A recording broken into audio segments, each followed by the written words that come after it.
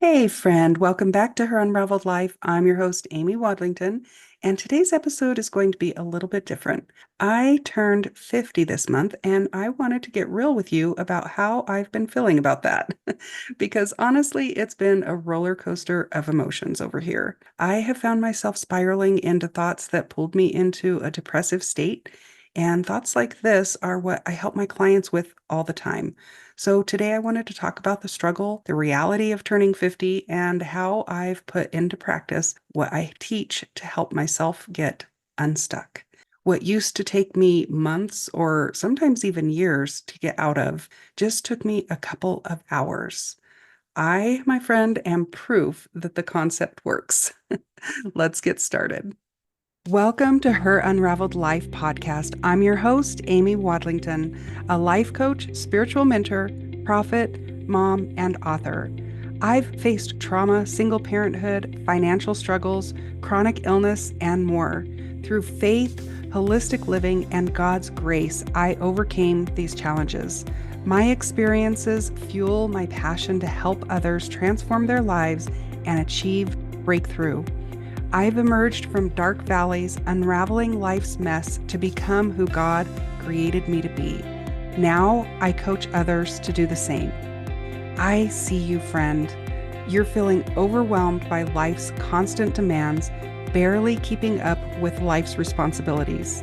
You have put yourself on the back burner for so long, you've almost forgotten who you are. You feel stuck despite trying everything for that breakthrough. You're exhausted by worry and self-doubt, feeling isolated in your struggles. Imagine waking up with the clear sense of purpose, effortlessly managing stress, and feeling supported by a loving community. Picture tackling daily tasks with confidence, joy, and alignment with God's calling. Let me help you unravel the chaos and step into the abundant life you're meant for. It's time to take control and transform your life. This podcast is for seasoned kingdom women who are tired of barely surviving, let alone thriving. You desire to feel confident, less stressed, and more faithful in God. In this podcast, you'll learn how to transform your thinking to get the breakthrough you need so that you can boldly step into your God-given calling with confidence and inner peace. Embrace your power, ditch self-doubt, and step into the breakthrough you've been longing for. Let me show you how. Let me start by sharing the thoughts that really hit me hard. Maybe some of you can relate to some of these, whether you're turning 50 or there's something else going on with your life. You might be able to just kind of plug in some of the blanks because they may sound familiar. I've wasted so much time. And here I am now, 50 years old, still overweight, still struggling with my health, still single, day after day, nothing has changed. Or life is never going to change. I'm stuck in this Groundhog Day loop of doing the same things over and over and over again. Now I'm about to be 50, and it's too late to make any changes. And another thought that I had was, I remember when my mom turned 50. 50 feels so old. And the classic, when I see other people who look old and tired, and then I find out that they're my age, I think, am I really that old? Or she's in her 50s and look at all that she's accomplished. Or worse, she's in her 30s or 40s and look how far she has come. The comparison game is real. These thoughts hit me really hard and they made me feel horrible about myself. I started dreading my birthday, and when the day actually came, I was sad all day. I felt alone. I didn't want to do anything. And I felt like no one saw how big this was for me. It felt like an existential crisis, like my life is over as I know it. But to everyone else around me, it was just another day. That isolation, the sadness, it just consumed me. And it's funny because my daughters took me out for a beautiful birthday dinner. They even hung up our family's traditional happy birthday sign, something that I hang up for them every year. just like my mom did for me when I was growing up. I had a great time with them, but deep down, I just wanted to go into the bathroom at the restaurant and cry. I felt like I didn't deserve to feel happy or to celebrate because I hadn't accomplished enough. I was mourning the life that I thought I should have had by now, the life that always just feels just out of reach. The thing is, I talk about getting unstuck with my clients all the time, yet there I was, completely stuck in a spiral of negative thoughts. I don't know if you noticed, but I even stopped recording my podcasts. It wasn't until I had a session with one of my coaching clients that it really hit me. So much of what I was saying to help her through her negative thought patterns resonated with me. I felt like the Holy Spirit was tapping me on the shoulder, giving me that mom look like, are you listening to these words?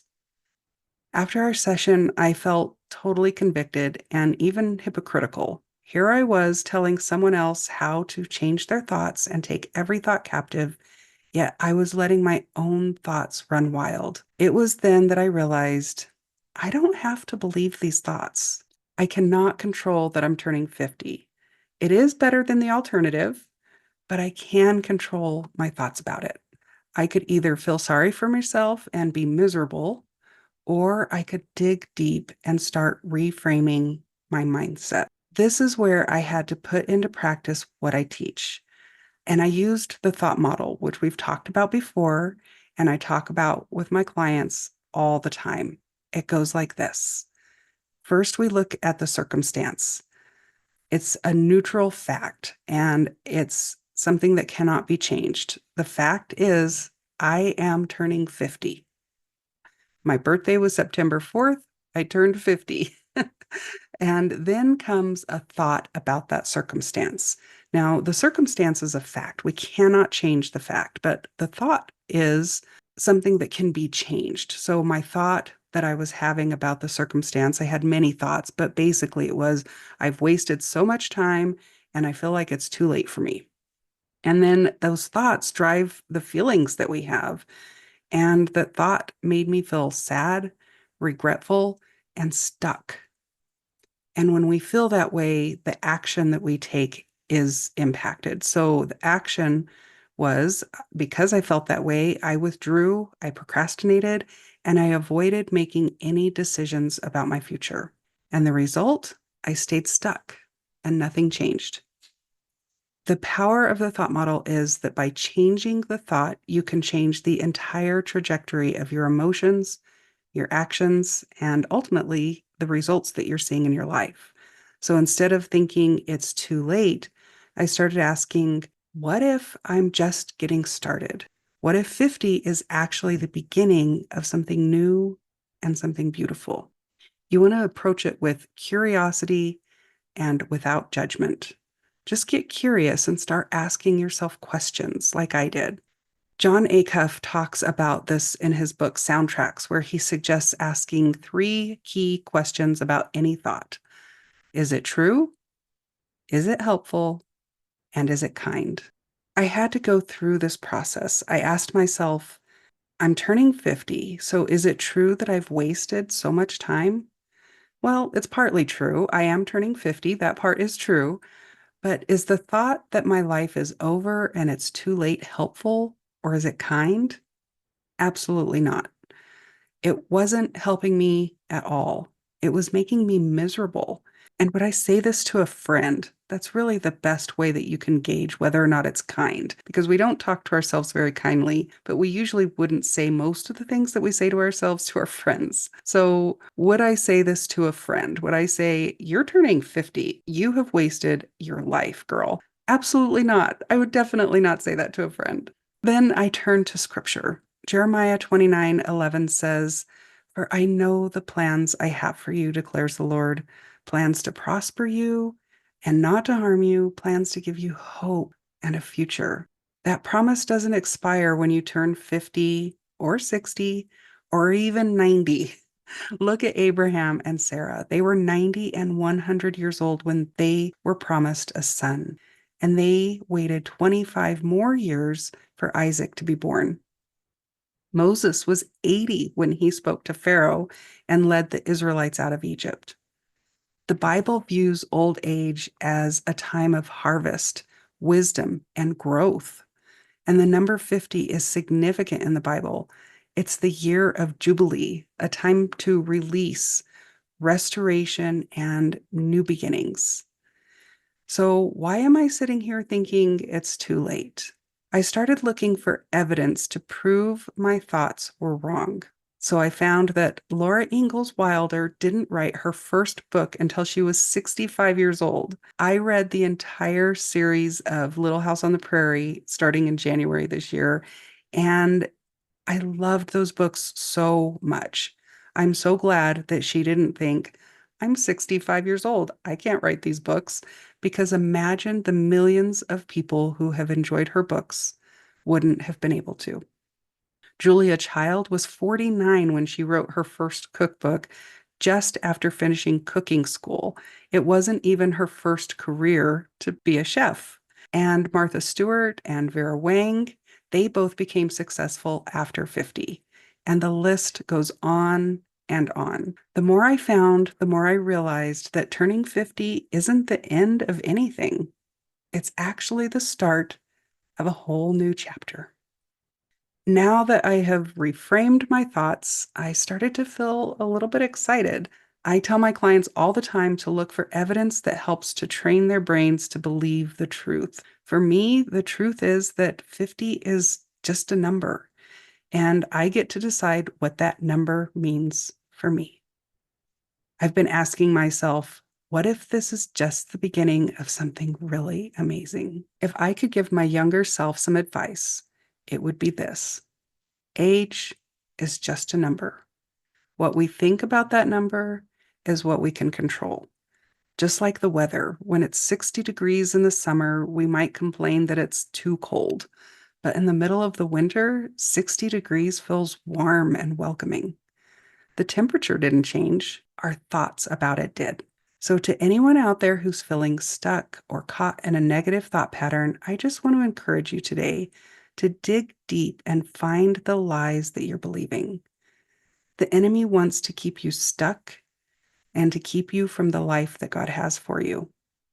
When we believe these lies, we give him the upper hand. But here's the truth. Friend, you were created for so much more. You are a daughter of the one true King. You are loved and you are called. You're a victor, not a victim. Your age, where you are in life, even if you're starting over from scratch, if you feel stuck in Groundhog Day like I did, none of that changes God's plans for you. And those plans are so good. Thanks so much for joining me today. If this episode resonated with you at all, I would love to hear from you. Remember, it's never too late to start living the life that God has called you to. He's not done with you, friend. Until next time. That's it for today, friends. Real quick before you go, if this podcast has blessed you, the number one way that you can thank me is to leave a written review over on Apple Podcasts, or give me a 5-star review wherever you listen. Also, be sure to hit follow so that you never miss an episode. The second thing that you can do is share it with a friend. It not only blesses me, but you are creating a ripple effect by getting this message into the hands of others who might need to hear it. In case no one told you today, I want to remind you of this. You have come so far. Look at how much you have grown. Remember that there hasn't been one challenge that you haven't overcome. Know that you are strong, capable, gifted, and God has a beautiful purpose and plan for you here on earth. Remember that you are the daughter of the one true King. You are his masterpiece, and your story is a testimony to other women. Keep shining and be so very proud of the woman you are and the woman you are becoming. Thank you so much for listening. Until next time, friend.